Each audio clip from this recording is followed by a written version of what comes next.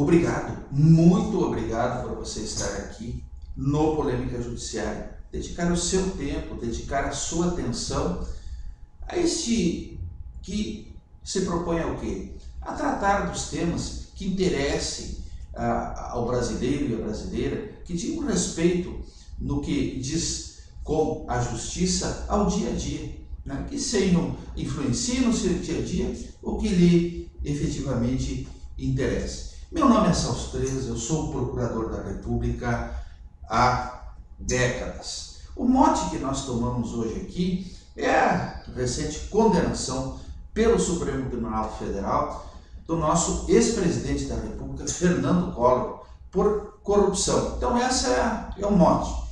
Mas o tema em si, nós vamos alargar, não vamos discutir o caso concreto do senhor presidente Fernando Collor. Nós vamos tratar do tema da corrupção, tentar que entendamos um pouco mais esse fenômeno com dois elementos para a sua compreensão: o elemento histórico e o elemento da linguagem. Esses aqui, me permite dizer, nos dão luzes a respeito disso e uma compreensão dele. Nós teremos aqui um sumário tópico que guiará a minha exposição e irá para a sua tela. O nosso Vinícius, que está aqui, ele que é um grande diretor de produção, ensinou o Boni da Globo a trabalhar. Então ele que faz esta produção, coloca na sua tela essa síntese, inclusive ilustrada com imagens de personalidades para melhor entendimento. E o Vinícius também, ele é um corregedor, né? Está aqui me vigiando para que eu não cometa erros. Nós iniciamos, que está aí já na sua tela, com uma indicação. Está aqui Dr. Rodrigo Valdez. Livro de contos, literatura. Sim, literatura, porque com a literatura você entende a pessoa, o ser humano. E entendendo o ser humano, você entende o direito. É como a natureza, né? Nós, muitas vezes, queremos entender o meio ambiente sob a ótica da lei dos homens, das pessoas. Ora, nós podemos entender a natureza apenas sob a ótica, sob a égide das leis da própria natureza, né? Então, o Dr. Rodrigo Valdez tem esse livro de contos. E ele está hoje atuando, oficiando no Tribunal Regional Federal da Primeira Região em Brasília. O homem está muito poderoso, E divulgou, então, fez publicar esta obra. A ancoragem dessa obra é esse conto sobre Berkut, né? Águia Dourada, que é, em resumo, o quê? Um navio petroleiro que está lá em alto mar, né? No mar Mediterrâneo, para enclausurar aqueles que fogem da África, fogem da fome, fogem da desesperança rumo à Europa. E aí são colocados um tema absolutamente atual. E ali, então, ele faz a sua crônica brilhante, ele escreve maravilhosamente bem. Temos aqui na sua tela um mapa do Mediterrâneo. Veja a riqueza desse conto. A atualidade e a riqueza. Do Mediterrâneo, temos o quê? O epicentro da nossa história. Da história humana. Está tudo ali. A essência está ali. Está a Grécia, civilização grega, está o Império Romano, está o Império Romano Germânico, está o direito romano germânico, nosso direito, está a Península Ibérica, da nossa América toda, latina, de onde originamos, está todo o pensamento, a essência do pensamento, da filosofia, da ciência, das artes, né, das criações, das invenções no norte da Europa. Estão ali as duas grandes guerras, a tragédia, né? Como no passado outras guerras, exemplo do século XVII, a Guerra dos 30 anos, alguns historiadores dizem que foi a maior proporcionalmente de todos os tempos. Então, isso é muito emblemático. Mas e tem a ver com a corrupção isso? Claro que tem a ver. Veremos adiante o conceito de corrupção como a degradação extrema, o ápice da degradação da dignidade humana. E está aqui expressado maravilhosamente pelo Dr. Rodrigo Valdez. Rodrigo Valdez teve uma atuação, por exemplo, falávamos aqui da natureza, na questão dos agrotóxicos, em que ele colocava que muitos agrotóxicos liberados no Brasil, na verdade, nada tinham de defensivos, como se normalmente fala eufemisticamente, e sim de biocidas, né? Que bela definição. Mas da África é bom lembrar que nós tivemos 12,5, estima-se, milhões de irmãos africanos usurpados de lá para serem escravos. 5 milhões deles, para onde? Para o Brasil. Para o Brasil, a nação mais escravocrata da história da humanidade, né? Tema, portanto, de uma atualidade, de uma crueldade bastante candente. O Dr. Rodrigo Valdez é um gremista de 4 costados, como diz o gaúcho. Nisso, óbvio que temos uma divergência insuperável.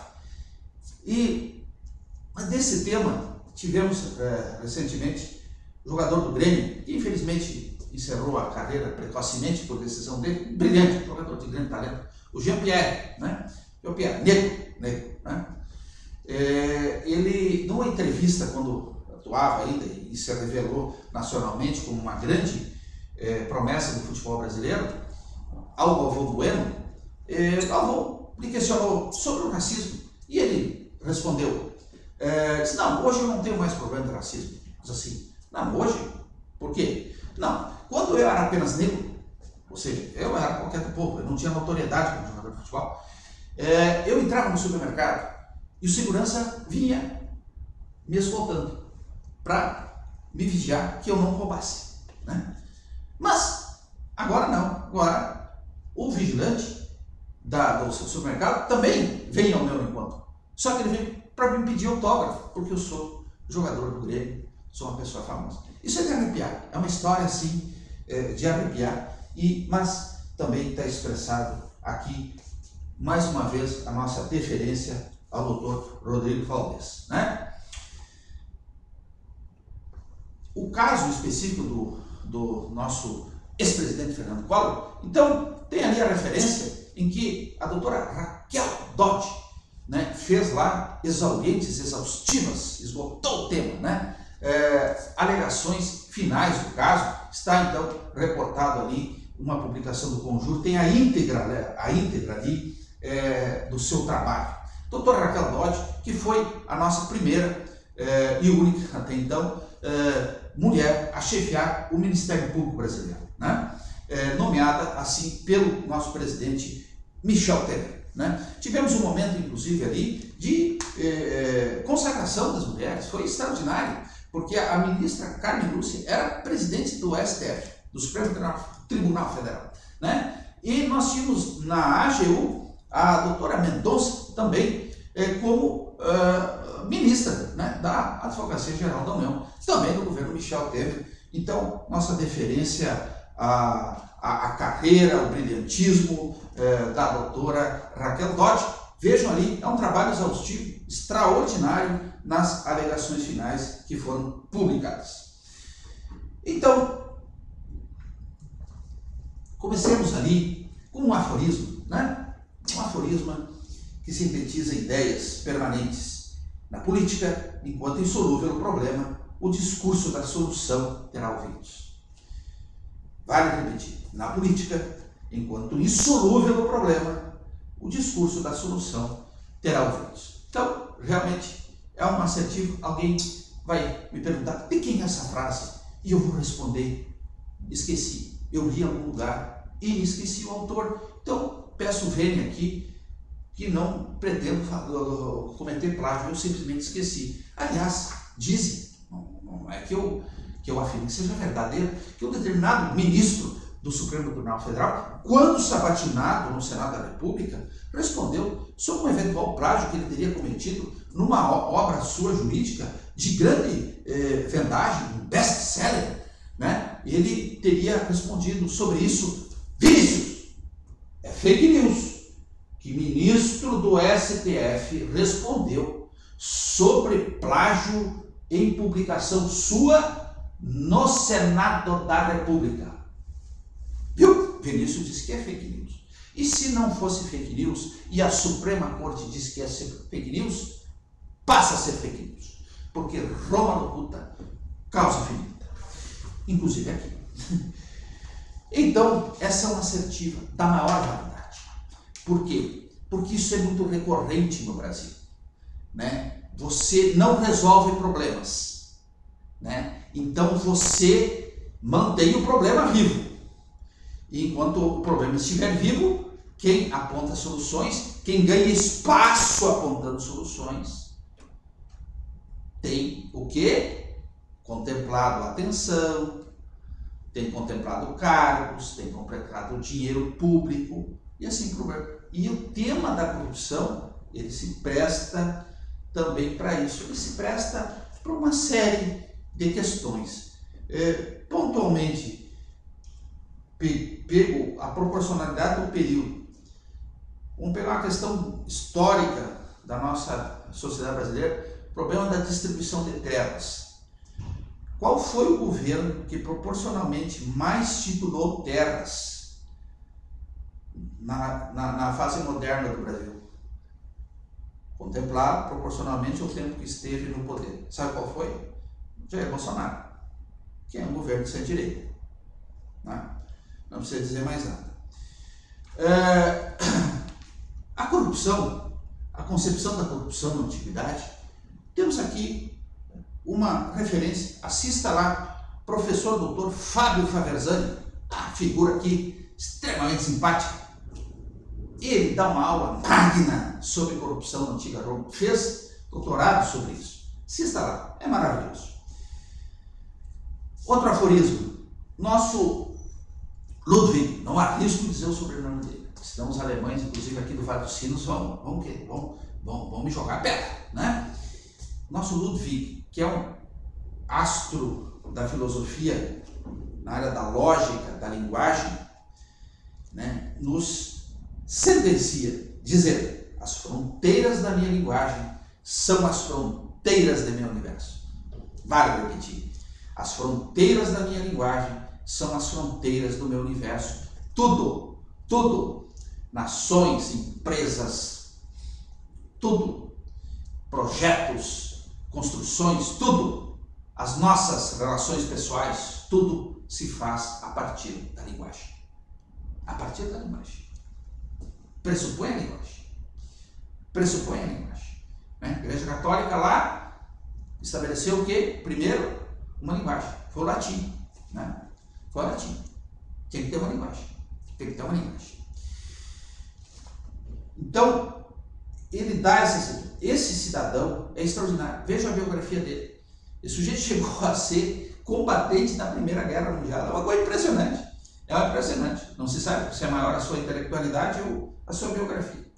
E nessa linha, então, da linguagem e historicidade, né, que nós nos propusemos examinar a corrupção, nós temos aqui os dois casos pela ordem, Cícero e Juvenal. Cícero, Marco Túlio Cícero, essa figura luminar, né, que jogou inspiração para o Renascimento, jogou inspiração para o Iluminismo, é uma figura, justo filósofo de Roma, né, um orador antológico, né? Mas o que aparece aqui no Cícero? Né? Naquela pergunta fundamental e que vai nos balizar toda a exposição. Afinal, o discurso contra a corrupção, né, é uma causa ou é uma bandeira? Essa é a essência. Está lá na capa do vídeo, né, essa pergunta. Ou seja, quando se faz historicamente, olha, eu estou aqui combatendo a corrupção, tá bem. Tu está combatendo a corrupção ou você quer ascender ao poder? Você está combatendo a corrupção ou você quer depor quem está no poder? Veja bem, As coisas podem andar juntas? Pode, mas normalmente são incompatíveis. Então o Cícero aqui, nas suas Catilinares, hoje todo mundo invoca elas, né? Sempre invoca. O Catilina, ali, você sabe que Catilina, por Cícero, é o capeta na terra, né? É um horror, conspirador e tal. Mas tem algo ali que demonstra que Cícero tinha interesses. Qual era? Ele não pediu a pena de morte para o Catilina, que é o mínimo. Na época, né, para conspirador, né? Pena de morte não precisava muita coisa, inclusive, né? Mas para conspirador era a pena mínima, né? Depois se dizia que ia queimar o corpo, os quartéis e tal. Mas era. E por que ele não pedia pena de morte? Porque ele queria que ele simplesmente se afastasse do corpo. Por quê? Porque Catilina, ao contrário de Cícero, tinha, aspas, pedigree. Ele tinha origem, famílias. E o Cícero não tinha. Ele só tinha o brilhantismo dele, cultura e tal. Certo? Né? E o Catilina tinha. Então ele era naturalmente o adverso do Catilina. Tanto é verdade que quando o Catilina então se afasta de Roma, os circunstantes de Catilina que ali permaneceram foram alvos da ira de Cícero, que pediu e obteve a pena de morte para eles. Veja só, sem julgamento. Terrível, né? Era essa a moeda de então. Ou você domina o poder ou você é morto, se você atentar contra ele. E no final, o Cícero acabou sendo exatamente morto, executado, né? Em razão das críticas que fizeram ao staff de então, né? Então, mostra bem isso, a questão do discurso, né? Segundo, o nosso Juvenal, o poeta Juvenal Satiro, que criou a expressão pão e circo. Ele criou também a expressão mens sana in corpore sano. É latina, é uma expressão dele isso aí. Que é uma ideia, não é dele, é grega, né? Mas ele que consagrou essa expressão. Mas no pão e circo o que é? Que nós temos até hoje. Que é o quê? O Estado, o poder público, distribuir benevolência, assistencialismo e também diversão. Então ele acusava isso que acontecia, possivelmente, certamente que acontecia. Mas ele o quê? Ele foi preterido na nomeação de cargos administrativos. Então veja, diferença de bandeira. Olha, eu estou aqui acusando a corrupção, né? E essa concepção de corrupção, então, que nós temos nessa antiguidade, era uma corrupção de degradação geral, de putrefação, né? Não é assim uma coisa específica, recebeu propina aqui, recebeu propina ali e tal, suborno, até porque na época essa questão de tipicidade não era relevante para se punir alguém, como infelizmente no Brasil parece que atualmente também não está sendo. Mas não era. Então era essa ideia geral de corrupção que nós tínhamos. Então, invocando, né, o mais luminário de todos, como disse, consagrou São Tomás de Aquino, o filósofo, expressa bem essa ideia de corrupção como degradação de uma forma geral. A demagogia é a corrupção da democracia, assim como a tirania corresponde à corrupção da monarquia. Vejam a realidade disso aqui, né? A sapiência desse homem. Olha só. A demagogia é a corrupção da democracia. Como nós vemos isso no Brasil hoje, né? Como isso é presente no Brasil hoje.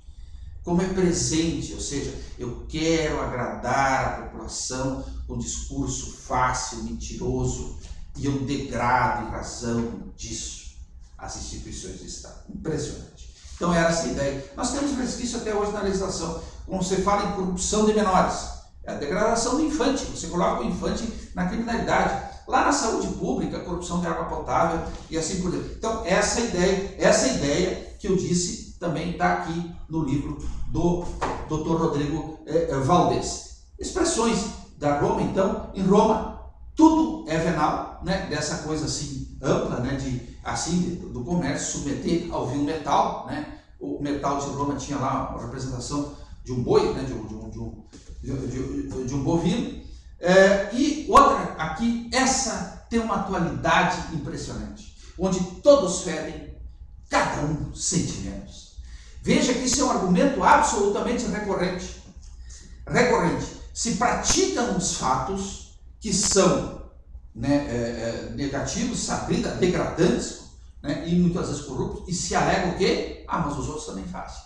Exemplo bem vigente é a questão de você da aprovação de emendas parlamentares para a base aliada do governo. Todos os governos fazem. Mudam o nome, às vezes é orçamento secreto, tal.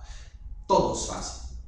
O que acontece isso aqui? Qual é o argumento para cada um fazer? Onde todos ferem, cada um com sentimentos. Ou seja, todos fazem. Veja a riqueza disso aqui. E o nosso Rousseau, né? Então, dando esse conceito aí mais na modernidade, né? O homem é bom por natureza. É a sociedade que o corrompe. Veja essa ideia da degradação, da corrupção. E a Revolução Francesa, então, assim, com o conceito aqui do doutor Rodrigo Valdez, do Supercut, né, coloca lá com todas as letras a degradação da Revolução Francesa, considerando que a ignorância, o esquecimento ou o desprezo dos direitos do homem são as únicas causas das desgraças públicas e da corrupção dos governos. Veja essa coisa generalizada, da degradação, do abandono, da negligência com a cidadania, com as pessoas, que é o que interessa em última análise. E aí, uma pitada na nossa primeira Constituição, colocando lá que a pessoa do imperador é inviolável e sagrado, ele não está sujeito a responsabilidade alguma. Muitos no Brasil gostariam tremendamente que isso ainda vigorasse na gestão pública, ou seja, consagra lá que o rei, como inspiração de Deus, etc., ele não responde, ele não pode ser processado e assim por diante, ele não responde pelos seus atos. Então, para dar esse contexto histórico, e vamos aqui a uma assertiva, nosso Milor Fernandes. Acabar com a corrupção é o objetivo supremo de quem ainda não chegou ao poder. Acabar com a corrupção é o objetivo supremo de quem ainda não chegou ao poder. Esse homem, ele deveria ser condenado a não morrer, viver entre nós eternamente e nos servir com a sua inteligência, né? Então, você veja, ele além de tudo um estraga-prazer, o sujeito estuda, elabora uma tese, acha que descobriu a pólvora, e ele vem aqui numa frase de estudo. Nós vamos submeter ele a um teste científico, vamos ver se ele é bom mesmo. Este aforismo do Milor Fernandes, ele encerra várias ideias. E uma das ideias é essa que eu destaquei aqui, mas ela já consta dele, mas é só para nós chamarmos a atenção. Corrupção é bandeira de acessão e de posição do poder. Ou seja, bandeira, eu estou aqui, corrupção, eu combato a corrupção porque eu quero chegar ao poder. Eu estou aqui com a bandeira contra a corrupção porque que eu quero? Eu quero derrubar quem está no poder. Isto aqui precisa ser entendido pela justiça. E parece que a justiça não entendeu muito bem isso. A justiça brasileira, todo o aparelho de justiça, no governo Dilma, no governo Temer e também no governo Bolsonaro. Parece que ela não entendeu bem isso. Que ela pode ser instrumentalizada por essa distorção, por esse desvio de finalidade, né? Instrumentalizada. Nós temos não o dever apenas na justiça de termos boa fé, de trabalharmos corretamente. Nós não podemos nos ser instrumentos de interesses escusos. Essa figura simpática, fantástica, que capópera, o homem da revolução científica, da lógica da investigação científica, o método hipotético dedutivo enuncia-se. A hipótese submete-se à aprovação, refutabilidade dos casos concretos. O que fez o Popper, né? Extraordinário na revolução científica? O que ele fez o seguinte: como é que é a ciência, né? Então, né? Faz do particular para o geral, tu examina, né? O caso concreto, então ele formula a lei.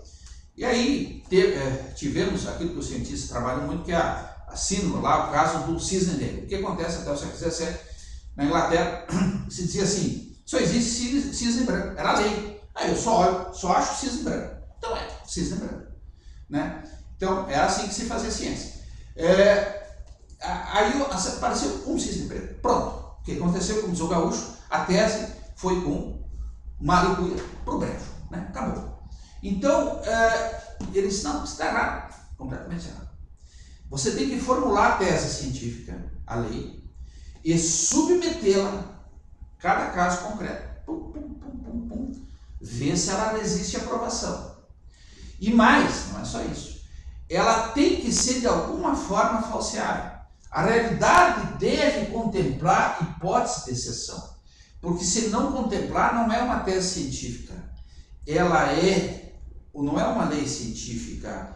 Ela é uma tese mitológica, do mito, da religião, da transcendência. Veja que coisa, né, rica. Agora, na pandemia, o que nós ouvimos falar de ciência na busca da verdade, a ciência monolítica, a ciência uníssona de um lado, as crendices, meu Deus, isso está completamente errado. Ciência é para resolver aquele caso concreto e com falibilidade. Então nós vamos submeter a esta aprovação, essa tese científica, sim, da ciência social do nosso Milor Fernandes. Acabar com a corrupção é o objetivo supremo de quem ainda não chegou ao poder. E como é que nós vamos submeter a pressão? Vamos fazer uma verificação histórica disso. E vamos fazer uma verificação histórica através do quê? Do discurso. Viram lá? Nosso filósofo da linguagem. A linguagem é a base de tudo e é a expressão de tudo. Então nós vamos ver a linguagem. A linguagem pontualmente aqui na história do Brasil. E no período colonial, para a gente, né, não se estender muito, ficamos ali com o nosso ícone, extraordinário ícone, Padre Vieira. Antes ali, só para completar, do nosso Karl Popper, olha a decorrência. Isso aqui se usa na prova do processo judiciário. Ausência de evidência não é evidência de ausência. Lembra o exemplo que eu disse lá dos cisnes? Olha só, a ausência de evidência não é evidência da ausência. Observe isso. Então, o nosso Padre Vieira, que é uma biografia fantástica, cultura, foi embaixador, e no Brasil ele lutou contra a escravidão indígena, e em Portugal ele se opôs aos métodos da Inquisição. Ele era imputado, acusado lá no século XVII, poderia ser terminar na fogueira, tinha chance forte disso, e sendo um clérigo, de aspas, amigo dos judeus, que eram os alvos prediletos, né, disso. E ele criou, veja a inteligência, uma semelhança histórica com a lista de Schindler, lá, né, daquele filme, o empresário que salvava judeus da morte. Ele criou uma ideia, e ele era muito criticado por isso, que os cristãos, que eram os cristãos novos, aqueles que eram judeus eram obrigados a se converter ao cristianismo, né, para não ser perseguidos, mortos, etc. E tal.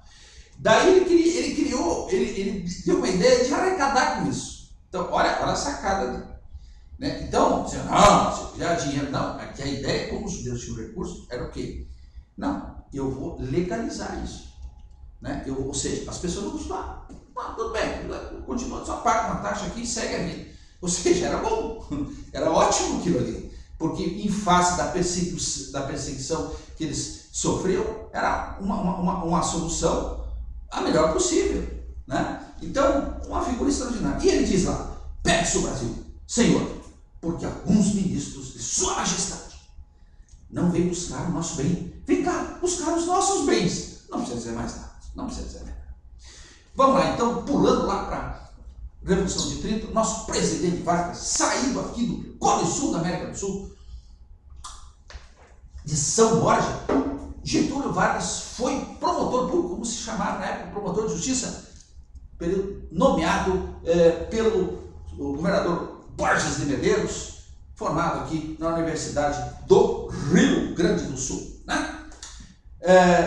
Getúlio Vargas faz então o movimento com a Revolução de 30, ele tinha sido candidato a presidente, foi derrotado e tal, com apoio lá de Minas Gerais, apoio da Paraíba, e faz esse movimento, sai aqui do sul com as tropas, se encontra lá na divisa do Paraná com São Paulo, com as tropas paulistas. Felizmente não aconteceu a Batalha de Tararé, morreriam muitos brasileiros ali, amaram os cavalos no Pelourinho, lá em São Paulo, né? Os paulistas não gostaram disso, mas os paulistas fazem depois a Revolução Constitucionalista. Em 32, sim, o Brasil já teve uma revolução pela Constituição, que é extraordinária. Né? E então acende o poder. E acende o poder, diz lá qual foi o discurso na posse. Linguagem, tudo é linguagem. A convicção de que só pelas armas seria possível restituir a liberdade ao povo brasileiro, sanear o ambiente moral da pátria, livrando-a da camaria. E lá adiante, o que aparece? A justiça eleitoral. Quem deu ideia para Getúlio Vargas criar a justiça eleitoral, que era uma coisa inédita, não existia, Mundo. Quem deu essa ideia? Não sei. Me responde, eu realmente não sei. Diz a reorganização do aparelho judiciário no sentido de tornar uma realidade a independência moral e material da magistratura, que terá competência para conhecer do processo eleitoral em todas as suas fases, né? Getúlio Vargas cria justiça eleitoral no Brasil. E pergunto a vocês, se hoje o nosso doutor Getúlio Vargas, como assim é chamado, ele contemplasse a atuação do nosso presidente do Tribunal Superior Eleitoral, né? Excelentíssimo ministro Alexandre Moraes, que diria Getúlio Vargas? Isso é um problema de vocês com Getúlio Vargas. Eu não respondo. Tá? Então, cria Getúlio Vargas, que tem, entre tantos feitos, a legislação social dos trabalhadores, a indústria nacional, negociou lá com os americanos a entrada na Segunda Guerra com a indústria do aço, grandes virtudes, mas teve o grande senão da sangrenta ditadura do Estado Novo. Duas frases dele. Uma, quando lhe apresentaram a Constituição de 34, né? Apresentaram a Constituição de 34, disse ele, até agora, escrevi sem com essa, ou seja, escrevi como eu queria, governei como eu queria, né? Doravante, né? Escreverei, governarei, nas linhas, segundo as linhas da Constituição, né? O presidente Bolsonaro falava em jogar nas 4 linhas, né? Ou seja, fazendo uma analogia com o futebol, ou seja, de acordo com as regras da Constituição. Uma frase muito impactante, mas durou pouco tempo, né? Porque de 34 para 37 veio o Estado Novo, né? Daí ele voltou a escrever 100 linhas. E outra frase do Getúlio Vargas, que ele disse: tem um ministério muito competente, o problema muito capaz, muito competente, muito capaz. O problema é que alguns ministros são capazes de tudo, de qualquer coisa, né? Então, e já aproveitando Getúlio Vargas, que governou 16 anos, quando ele volta, é eleito, ele sofreu um golpe branco lá dos militares também, antes da eleição do Eurico Gastabuta, não prenderam ele, mas levaram ele para São Borja, deixaram ele lá e tal, e ele volta, né? Ele se suicida tragicamente, como é que se atentaram contra a sua própria vida. Tivemos um presidente que morreu antes de assumir, Tancredo Neves, o presidente que se suicidou, e quase tivemos um assassinato de um presidente, como foi o caso do presidente Bolsonaro. Então ele diz lá na Carta do Testamento, que vocês conhecem melhor do que eu: não me acusem, me insultam, não me combatem, caluniam, não me dão o direito de defesa. O ódio, as infâmias, a calúnia não abateram o meu ânimo. Eu vos dei a minha vida, agora vos ofereço a minha morte, né? Então, veja o que é Carlos Lacerda, acusação de corrupção do governo para derrubar o governo. Veja que é a lógica, né? Então, presente isso na nossa história.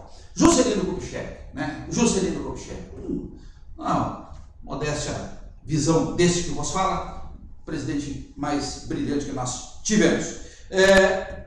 Tivemos lá o período, então, da Constituição de Brasília, né?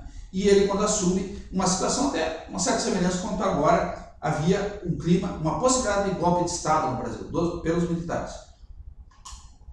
Marechal Lott dá o contragolpe e garante que Juscelino Kubitschek assuma o poder. Ele que foi eleito não tinha 2 turnos na época, era um turno só de eleição. E ele se reportou a isso, essa tentativa de quebra da ordem democrática, não vinga mais entre nós o arbítrio e de que a lei é forte. Só se podem incluir países civilizados aqueles em que as regras do jogo político são invioláveis depois de aceitas, tá? E no período do JK, Constituição de Brasília, a indústria automobilística, plano de meta 50 anos em 5, o Roberto Schwartz, Brasil ganhando a Copa do Mundo, crava isso, né? O intelectual. Houve um tempo, 1958, em que o país estava irreconhecivelmente inteligente. E realmente, nós estávamos muito bem. Nós estávamos muito bem. A Constituição de Brasília, imagina, nós estamos usando CC, ministro dos anos 60, não tinha estrada, não tinha comunicação, não tinha nada, né? Era chão batido e tal. A madeira para a Constituição de Brasília, Araucária, sai aqui de Santa Catarina. Caminhão Fenemê, imagina, tinha que ir um caminhão com a carga e outro caminhão carregando combustível, não existia rede de abastecimento, né? E tal. e a chegar até em Brasília. Aí o que acontecia? O caminhão dava várias voltas dos canteiros de obras, e cada vez a volta ele dava uma quitação do recebimento de uma carga diferente de madeira. Porque não tinha controle, não é que o presidente fosse desviado, coisa que eu valha. Era um lugar ermo, né? Um lugar absolutamente sem lei. Simbolicamente, o Tribunal de Contas da União foi para Brasília só 20 anos depois.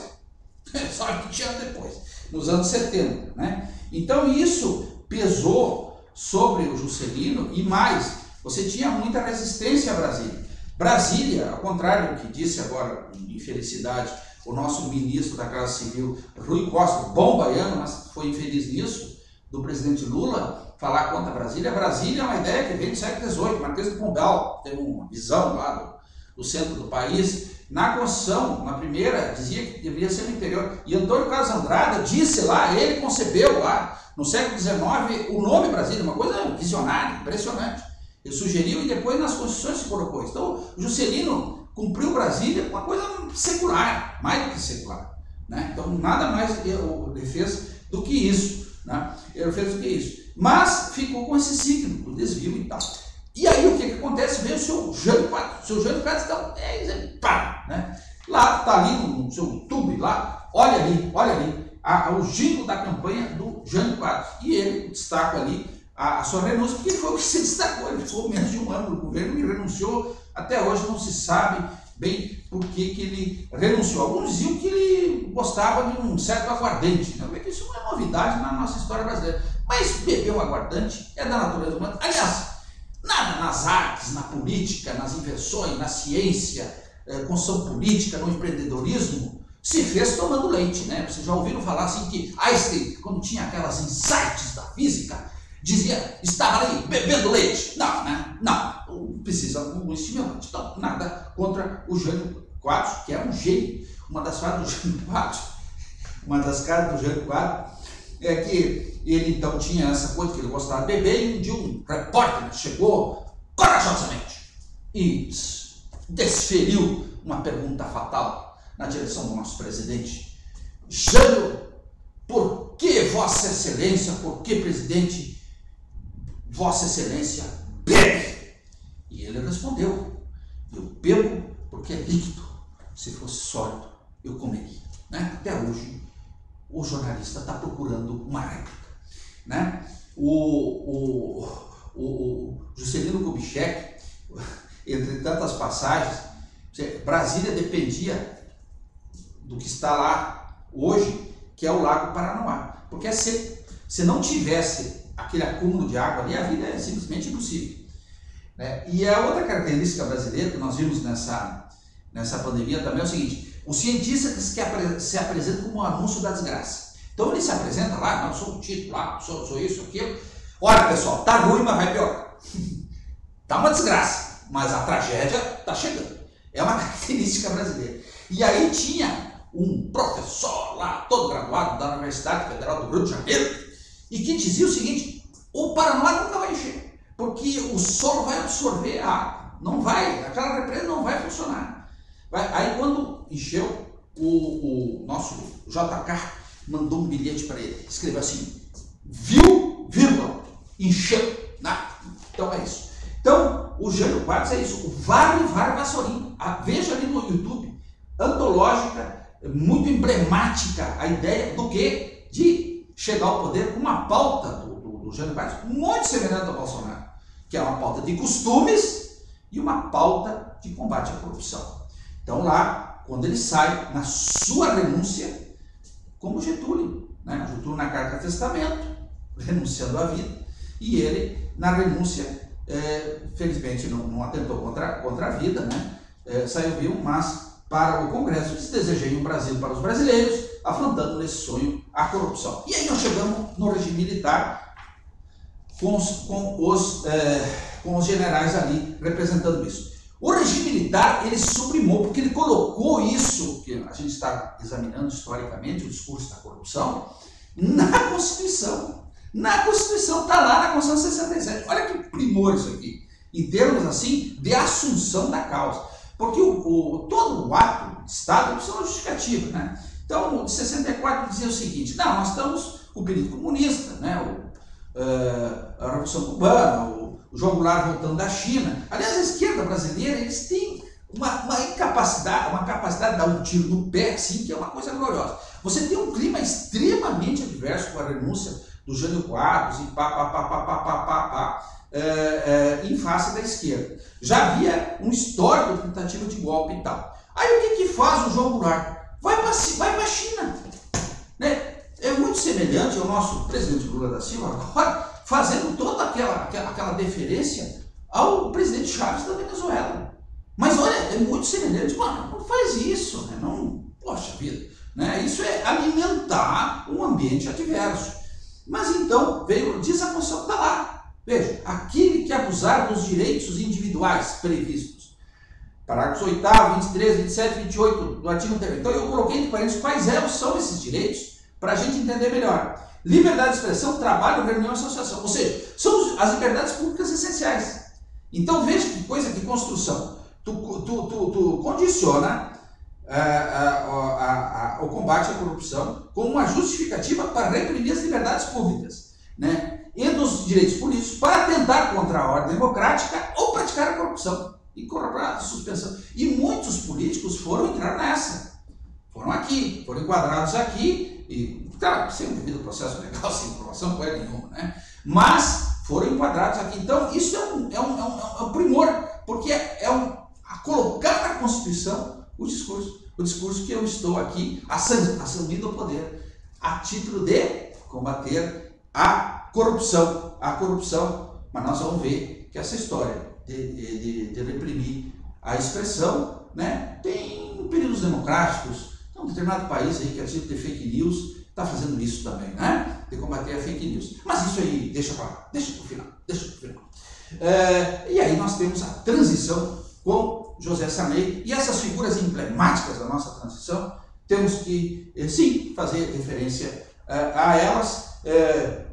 O mais importante, Ulisses Guimarães, da Constituinte Cidadã, né, de fazer a transição para a democracia. Nosso Tancredo Neves, né, felizmente faleceu, como alguém já disse, o melhor presidente que nós não tivemos, né? Tancredo Neves, que fora assim também, assim como Getúlio Vargas, fora promotor público, promotor de justiça lá em Minas Gerais. E o senhor José Sarney, então, que acaba assumindo a presidência da República.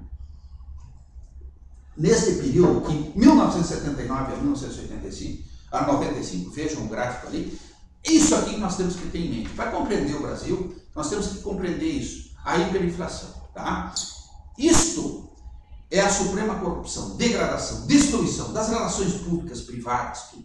Isso aqui é uma coisa terrivelmente indescritível. Basta lembrar que na Alemanha o Hitler ascende ao poder como? Com a hiperinflação.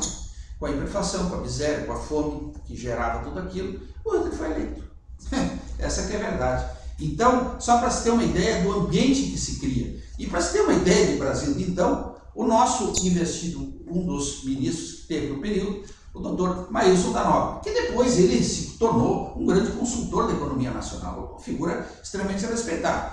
Mas na época, ele assumiu de uma forma precipitada, precoce, e teve um desempenho à frente do Ministério da Fazenda, como se chamava o Ministério da Economia de então, desastrosa. Basta ver os índices deles que estão na sua tela ali, no período em que ele esteve no governo. E, retratando bem o Brasil, ele não foi nomeado pelo presidente José Sarney, ele foi escolhido pelo poderoso, o saudoso Dr. Roberto Marinho, da Globo, o maior empreendedor de comunicação da história do Brasil, maior do que Chateaubriand, tanto que a sua obra ainda está aí. Então, o Dr. Roberto Marinho, que foi delegado pelo seu presidente Sarney a escolher o novo ministro, ele foi infeliz, né? Porque ele nomeou milhares de colaboradores, milhares na sua Rede Globo,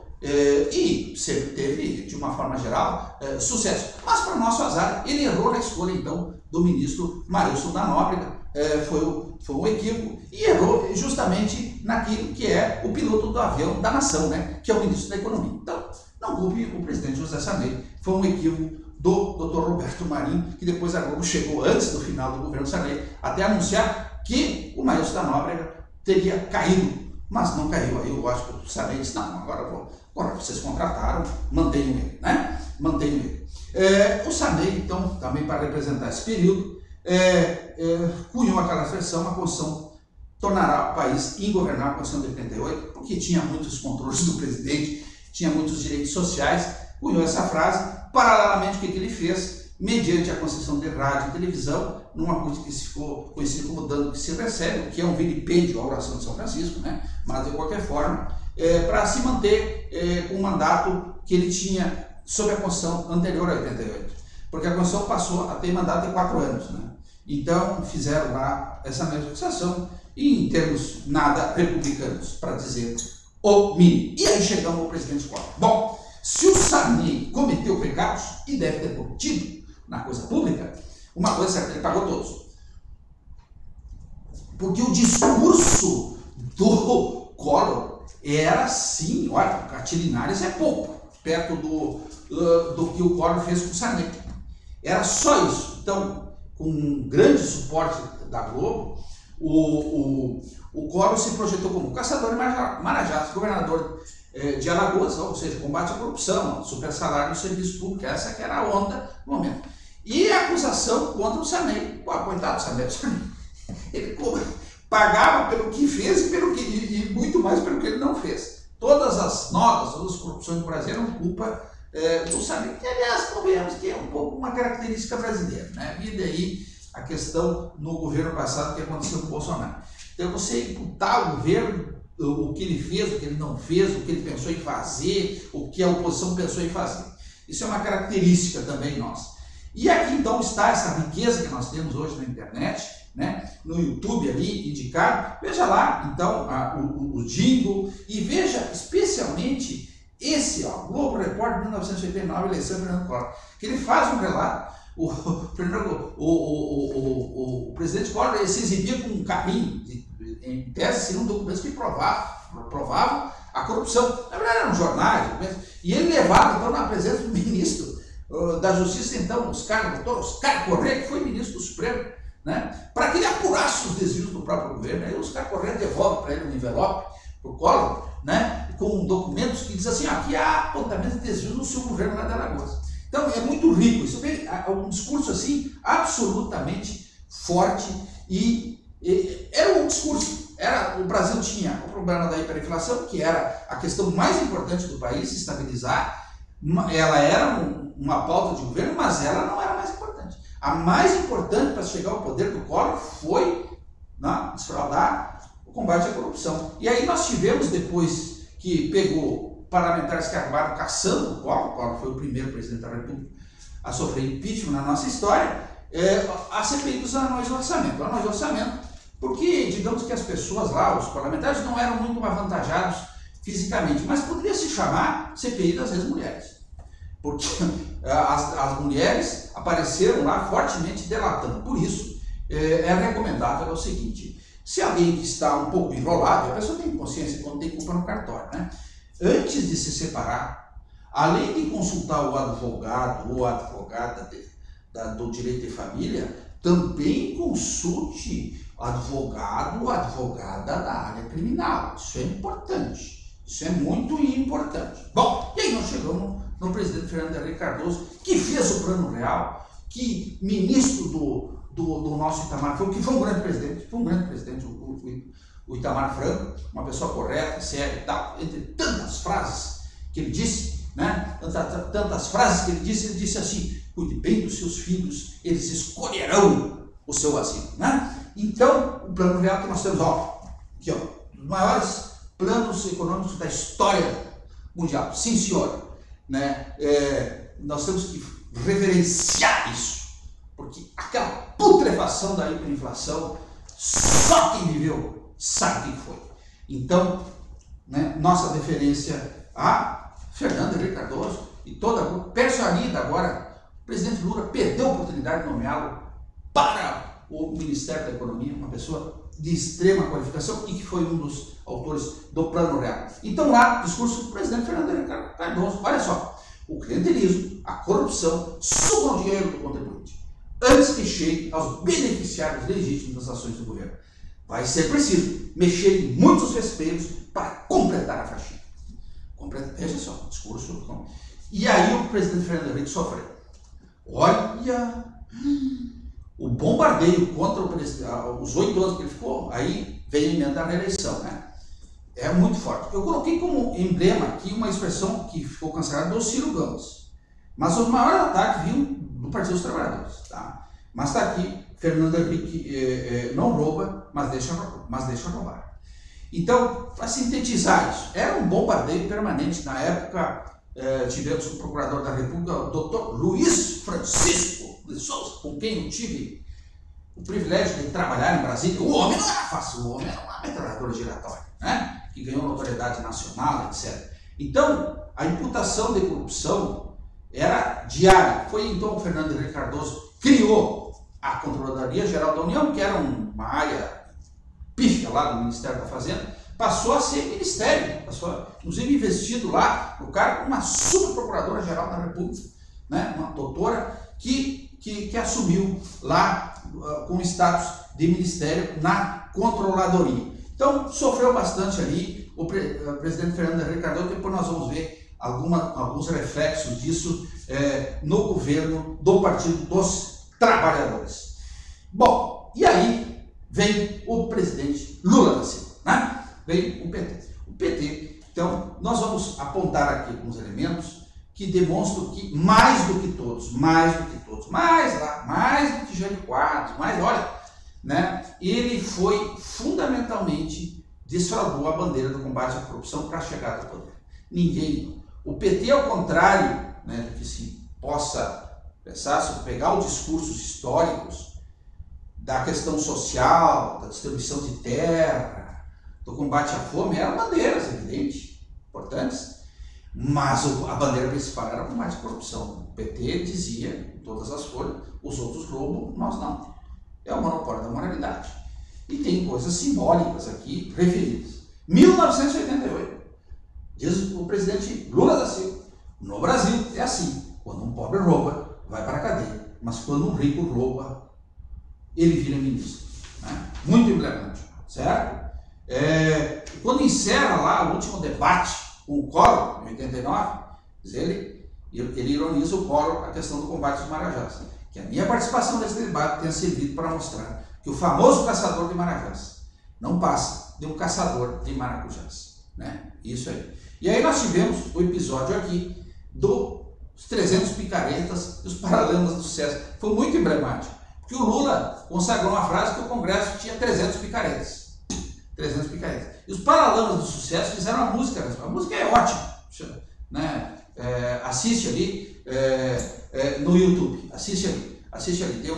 Eles tiveram, entre outros, um programa do Sérgio Grosman, né, que hoje está na Globo, na época era o SBT. E o que aconteceu? Eles fazem essa música, inclusive, essa música é muito rica, ela refere, por exemplo, o fato dos parlamentares, dos anões do orçamento lá, eles começarem a ter uma prática de renunciar quando se viam enrolados no processo de cassação do mandato, para que não fossem cassados e depois voltar na próxima eleição, né? E isso se espalhou na legislação que nós temos até hoje, aí, legislação eleitoral, serviço público, dos próprios parlamentares, aquela questão de que uma vez sob algum processo, né, o agente não pode renunciar, né? Não pode renunciar, não pode se exonerar. Por quê? Porque ele assim vai driblar a punição, né? Então está ali também na música. E eles fizeram essa música, então. E aí o que aconteceu? O Ministério Federal entrou com uma ação na Justiça contra os Paralamas, né?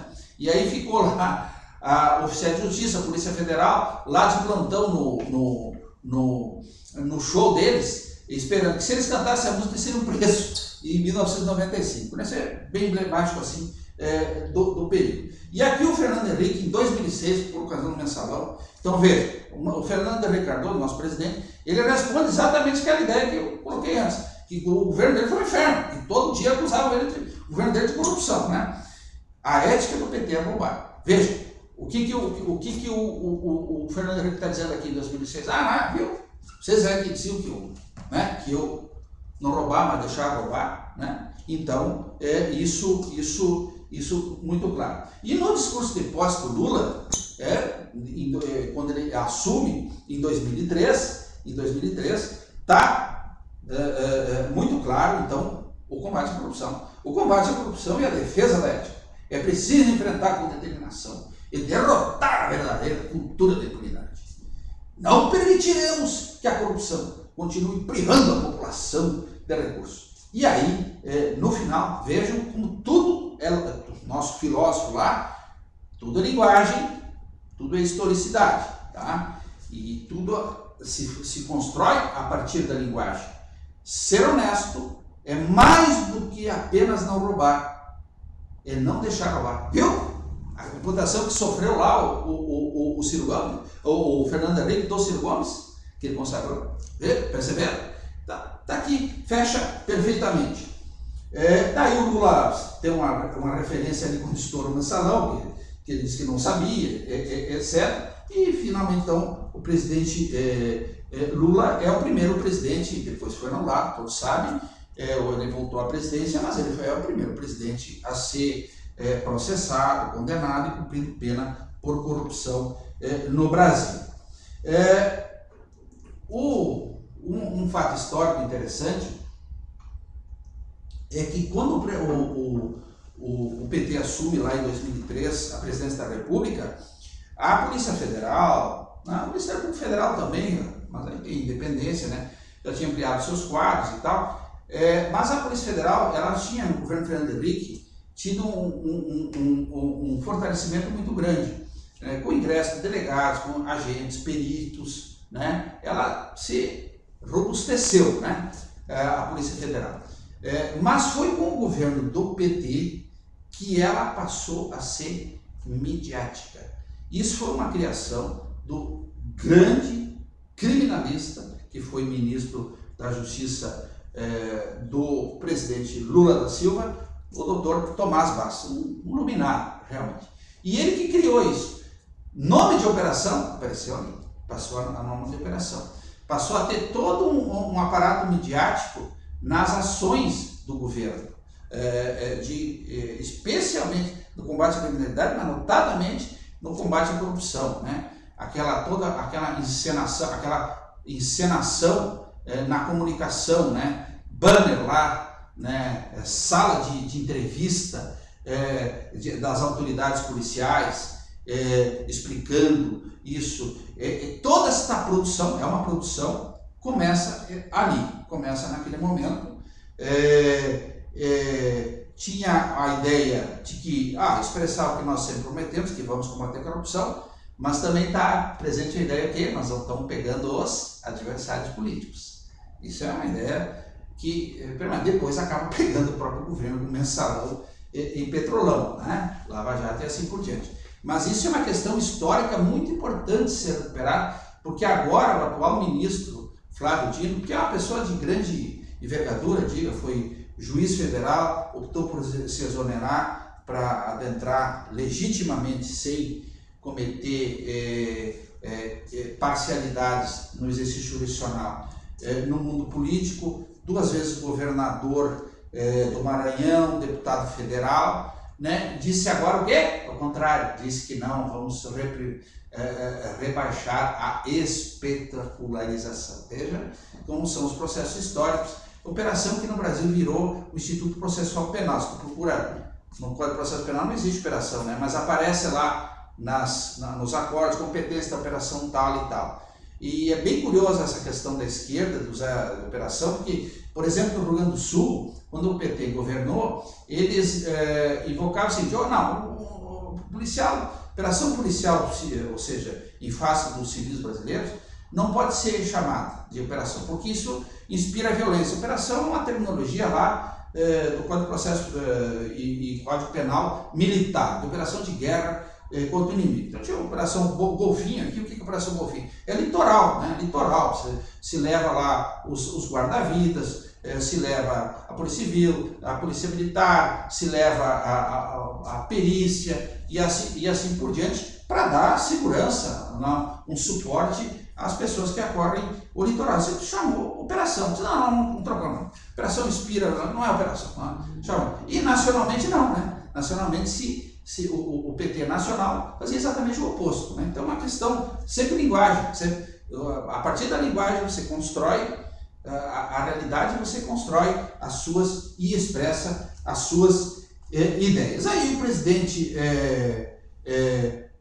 Jair Bolsonaro, com a observação que dali em diante, depois de mensalão e tal, não houve mais discurso de combate à corrupção, tanto do presidente Luiz Inácio Lula da Silva, quanto da presidente Dilma Rousseff. E o presidente Jair Bolsonaro, né? Então, sim, isso você está bem na memória, ele se elege com essa bandeira, como foi Jair IV, dos costumes e fundamentalmente do combate à corrupção, até porque era o que depôs o governo da Dilma Rousseff. Essa que é a grande verdade, né? Então, disse ele lá em uma das suas tantas lives, Sérgio Moro vai pegar vocês, pôr o olho.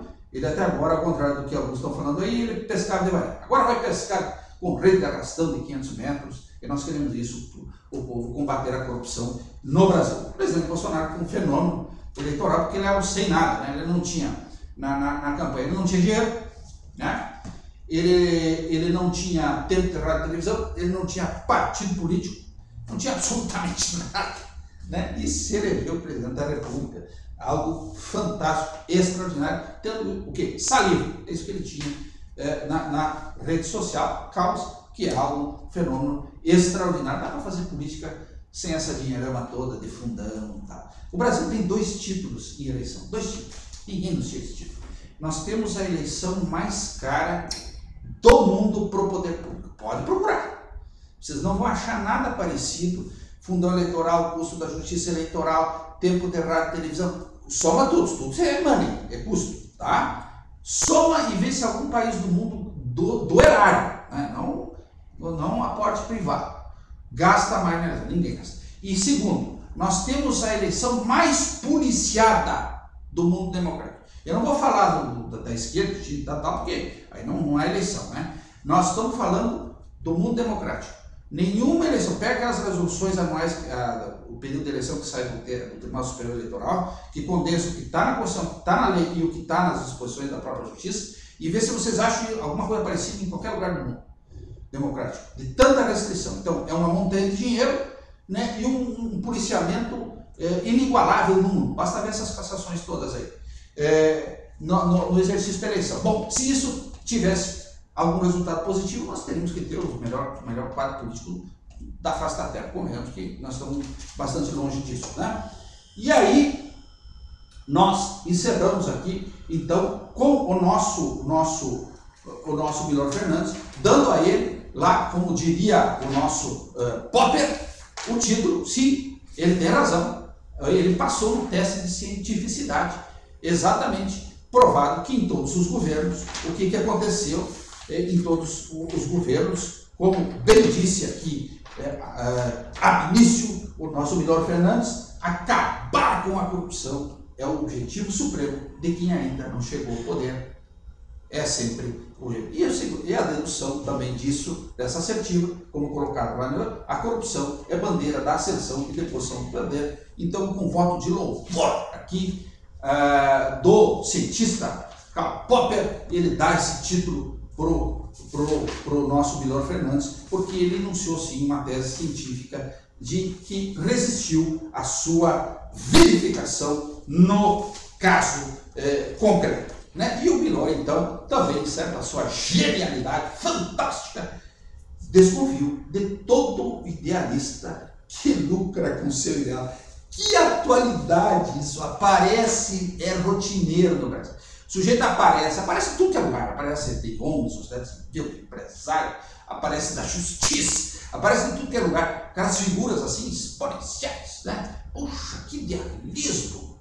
Ele quer depurar tudo que há de puro, que coisa maravilhosa, né?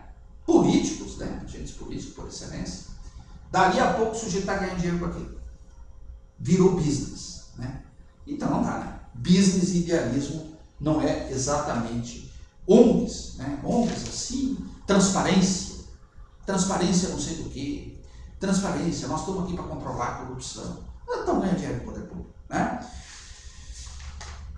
Nós, com o momento arte, com o momento Estado, vamos encerrar. Então, nós estamos lá, nos anos 60, nos anos 63 ali. Nós estamos lá no meio norte do Paraná, entre as grandiosas Maringá e Londrina, Apucarana, então, comunidade ainda incipiente. Nós estamos ali e nós estamos numa boate azul.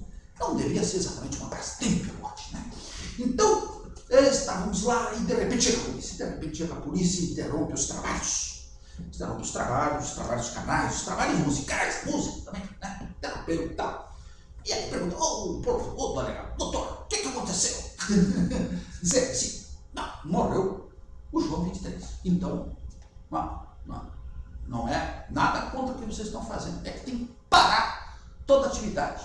O luto tem que estar o luto. João 23 morreu. O Papa morreu. Como eles ficaram sabendo? Não tinha comunicação nenhuma na época. Então sabe, mas ficaram sabendo. Então, ele disse assim, bom, realmente é justificado, morreu o Papa, coisa importante. E não é qualquer Papa. João 23, entre outras coisas, do Concílio Vaticano II, que, por exemplo, terminou com a missa em latim. Eu falava lá no início, sim, a missa era em latim, e o padre ainda rezar de costas para o povo. A população não entendia, né? Então, o grande Papa, tudo bem.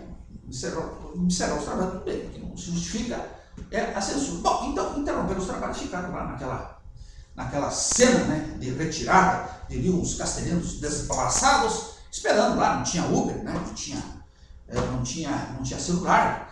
Imagina o transporte, era lombo de burro, de cavalo e algum caminhão feminino que estivesse por ali. Bom, então estavam ali, e aí estava lá o músico, né, Benedito Siviero, e ele faz uma música maravilhosa, naquele ambiente que ele descreve, entre tantos versos maravilhosos, que ele diz, quando a noite vai se agonizando no clarão da aurora, e os integrantes da vida noturna se foram dormir. Que coisa maravilhosa, né? E ele descreve, faz essa música, essa letra fantástica, descrevendo aquela situação. Eis que esta música fica 30 anos censurada. 30 anos, 3 décadas. Por quê? Porque o Estado apareceu lá, censura, e disse, isso ofende os bons costumes e a moral. Uma música feita quando uma boate foi despraçada. Olha, vejam só. Música maravilhosa, das mais rodadas sertanejos. Veja ali, interpretação do Chitãozinho e Chororó, nos 40 anos, da comemoração dos seus 40 anos de carreira artística. É uma maravilhosa música. Mas o Estado não é isso. O Estado sempre vem para aparecer na sua vida. Sempre. Por exemplo, aqui em Novo Hamburgo, na nossa grande Novo Hamburgo, votaram uma lei proibindo corrente em cachorro. Ou seja, você amarrar o cachorro com corrente de alguma forma, mesmo que distante e tal. Como se fosse isso sinônimo de maus tratos. Ou seja, o Estado se mete não apenas na sua vida, mas na vida do seu cachorro. E na relação entre você e o seu cachorro. O Estado se mete. Então, muito obrigado pela sua atenção, obrigado pelo seu tempo, de coração. Fiquemos, como diz a moção lá no seu introito, todos nós aqui, sob a proteção de Deus. Fiquemos sob a proteção lá, África, que falamos dela aqui, da mãe África, de Olodumare. Obrigado.